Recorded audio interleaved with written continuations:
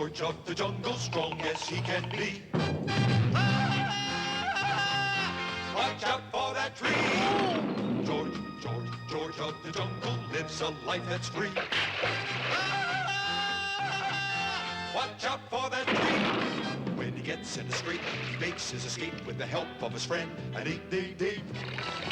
Then away he'll schlep on his elephant ship, while Fella and Ursula stay in step. Well, George of the jungle, friend to you and me. Watch out for that tree. Watch out for that tree. George of the jungle, friend to you and me.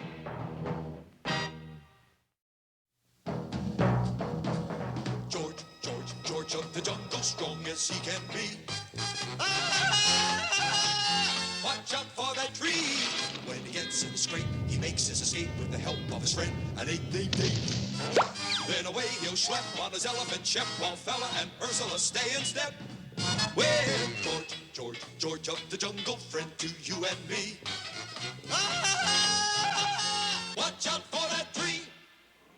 One of the most sought-after men in the world lives here in the little African village of Uwanabaya. It is the famous gallstone specialist and tin flute virtuoso, Dr. Alfred Spritzer. Hello, folkses. So expert is Dr. Spritzer that in one afternoon, he can perform 27 gallstone operations. Next. And still have time for 3 choruses of Here We Go, Loopy-Loo.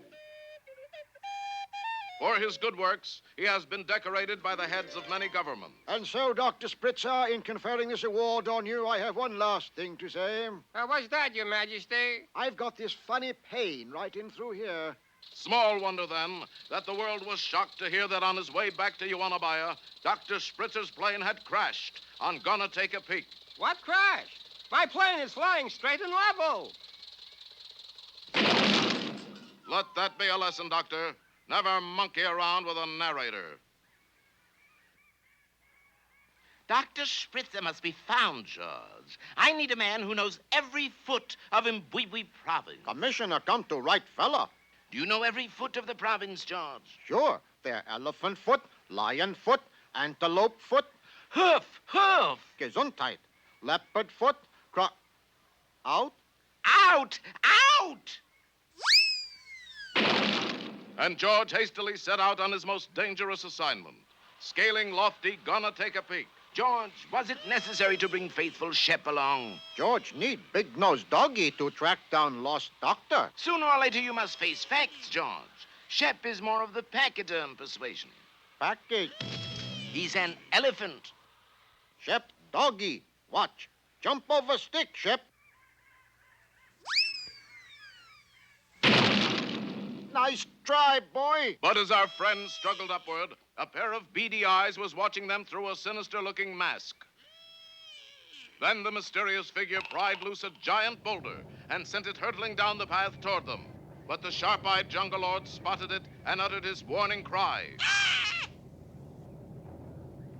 That was a close one, George. Never fear. George always alert to danger and... That you, Shep?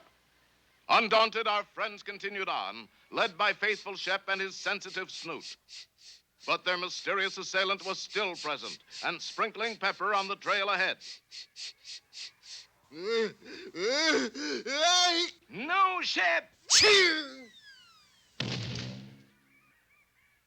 Well, this is a fine mess. Glad ape like it. Pull, Shep. Go, boy. Other way, boy.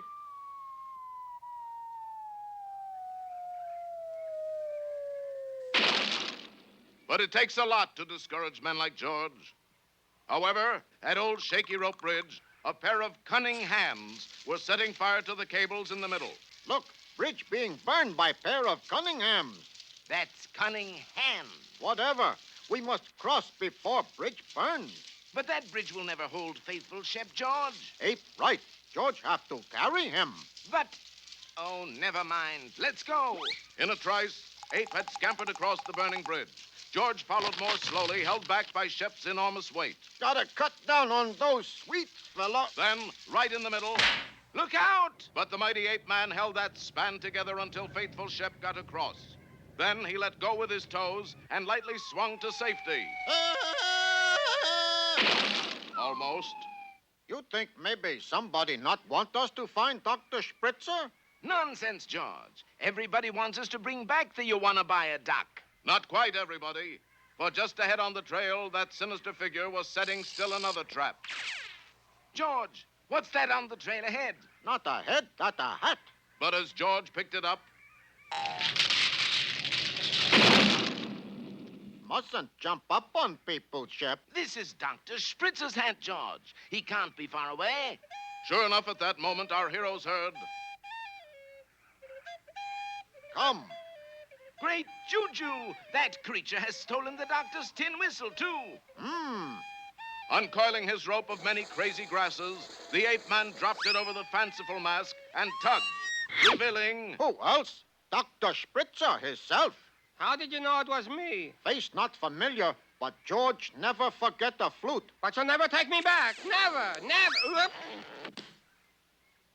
But why don't you want to return to you wanna buy a duck? Because this is the first vacation I've had in 10 years. 10 years of looking at gallstones. 10 years of people saying, I got this funny pain right in through here. I couldn't stand it anymore. Overworked? Overacted. And so Dr. Spritzer was returned to his adoring patients on Medicine Avenue. But thanks to George of the Jungle, he now works on gallstones only 50 weeks a year. Then he hops in his plane, flies to Gonna Take a Peek, and crashes for his 2-week vacation. Just once. Couldn't I land regular? I know. Never fool around with a narrator. And each year, George of the Jungle rescues him and drags him back to his profession. Well, Dr. Spritzer, all's well that ends well, right? I suppose so. Just one thing. I've got this funny pain right in through here.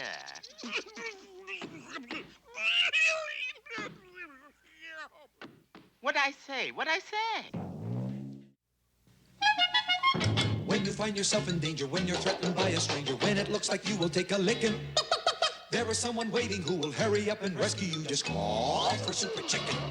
Fred, if you're afraid, you'll have to overlook it. Besides, you knew the job was dangerous when you took it. He will drink his super sauce and throw the bad guys for a loss, and he will bring them in alive and kicking.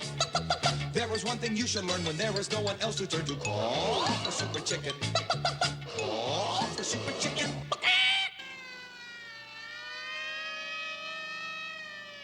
Oh, if only you had been with us 5 minutes ago. You would have seen the worst crime in history.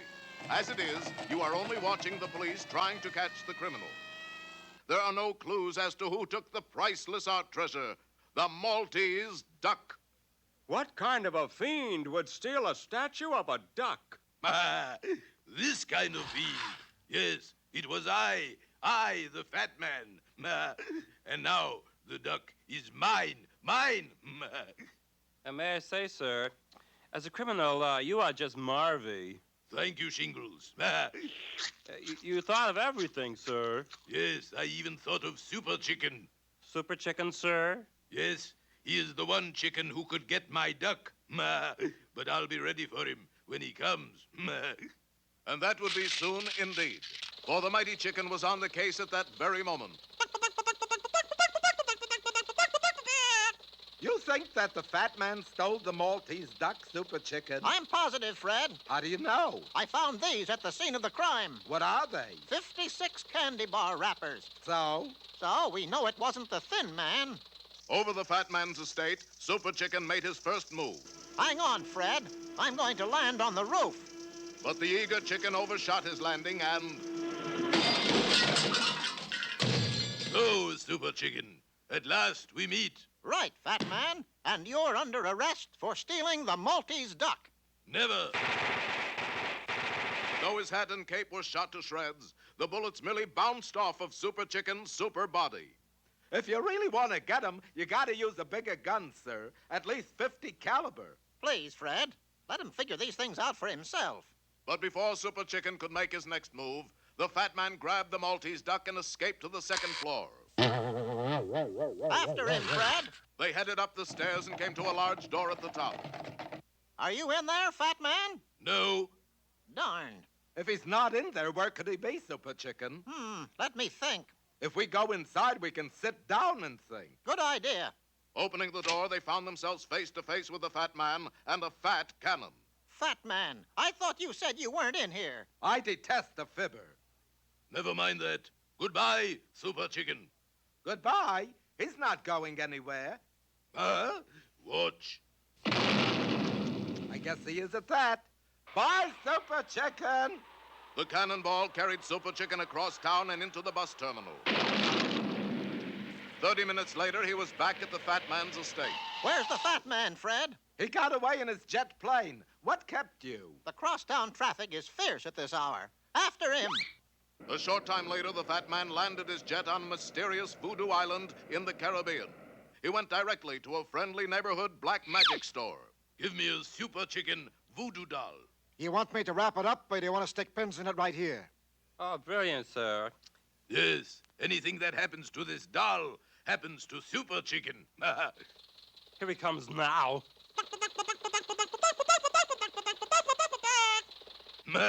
Watch this. Super Chicken, what happened? I could have sworn I was stuck with a pin. It works, sir. Of course it did. Now watch this. Super Chicken, watch where you're driving. I can't, Fred. There's something in my eye. Hopelessly out of control, the super coupe dived for the ground and crashed into a palm tree. So, fat man, we meet again. Yes, but for the last time. Farewell. Ow! Oh, wait a minute. Let me see you do that again. Gladly.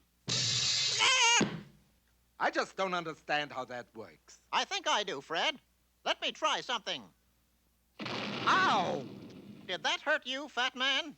What do you think? Why don't you ask me? All right. Did that hurt the fat man, Fred? How would you like a punch in the beak?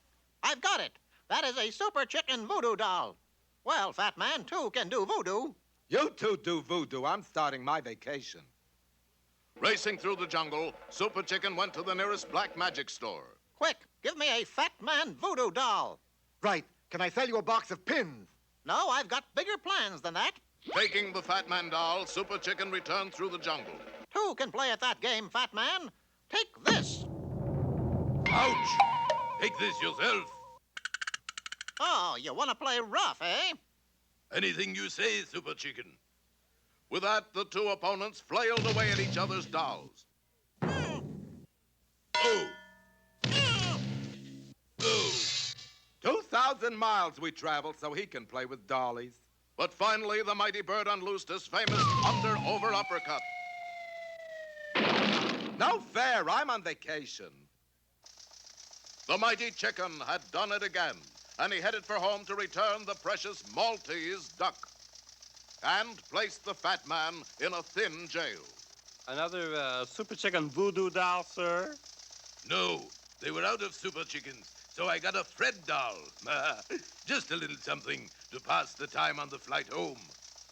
So, when you hear that cry in the sky, Ow! you'll know it's Super Chicken saying, You knew the job was dangerous when you took it, Fred. Yes, I get the point. Yow!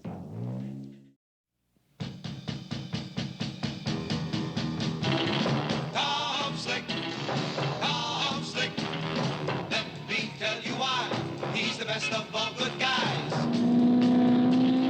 Tom Slick, in the thunderbolt slapper once he's on your tail. He won't quit because you know there's no such word as fail to Tom Slick.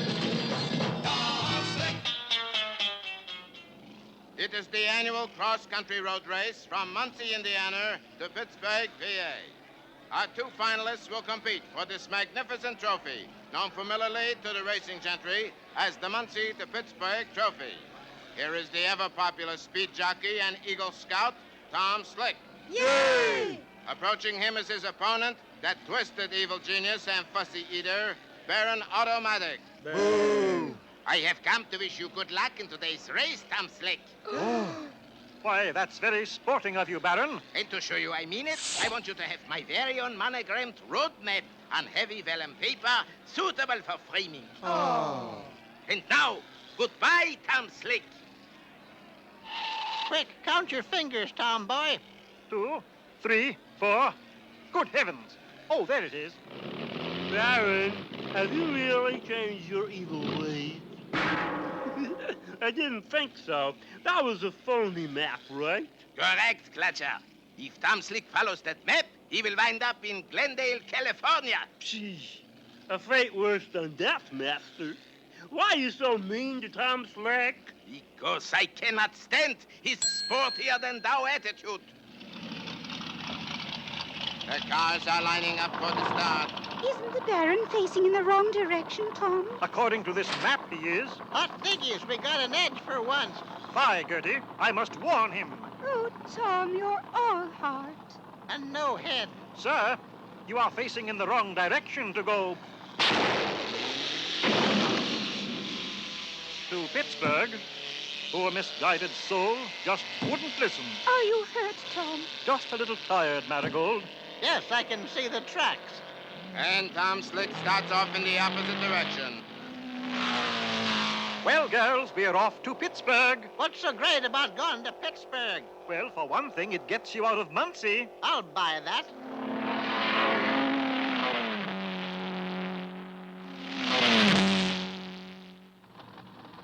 But, Tom, all the road signs say Glendale. None of them say Pittsburgh. You know, I'll bet the Baron has changed all the road signs. Lucky we've got this map. Now 3 days have elapsed, and the Baron is already on the cloverleaf leading to the stretch run to Pittsburgh.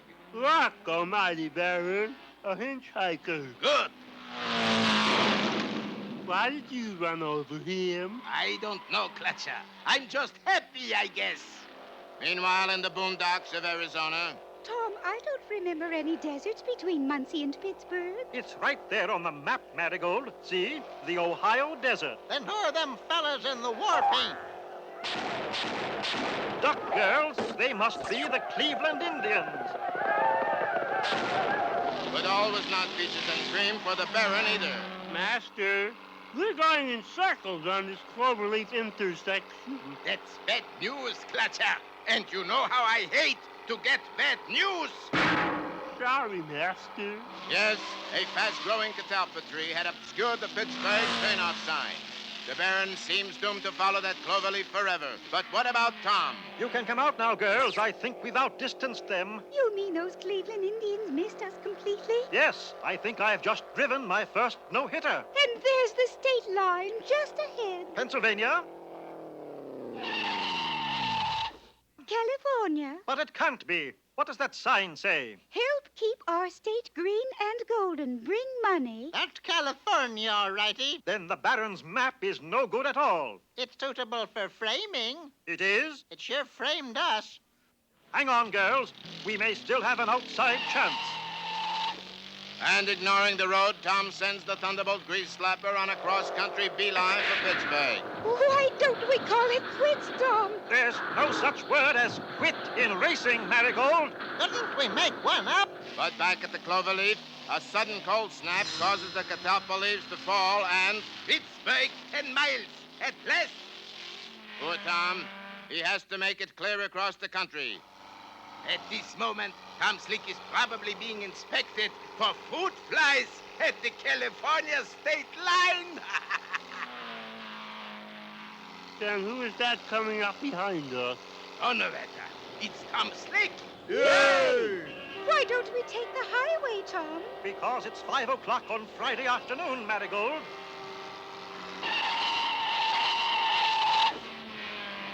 The Baron is held up in a monstrous traffic jam. We still have a chance. Just goes to show what grit will do, Marigold. There's no such word as grit in racing. That's quit. Oh. Yes, it looks like Tom is a sure winner. Tom, the finish line is just ahead. That's a red light, Marigold. Your honest road racer abides by the law. But your crooked road racer wins the race, Tom Slick. The Baron has just gone through the red light. He is approaching the finish line, but what's this? He is going to get a ticket. Hurry, hurry! The light turns green. At a law-abiding 15 miles an hour, Tom Slick wins.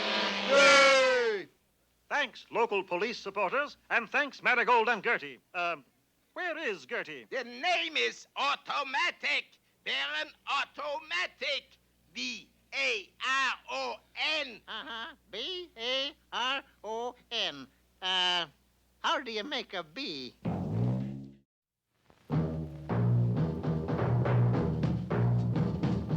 George, George, George of the jungle, strong as he can be.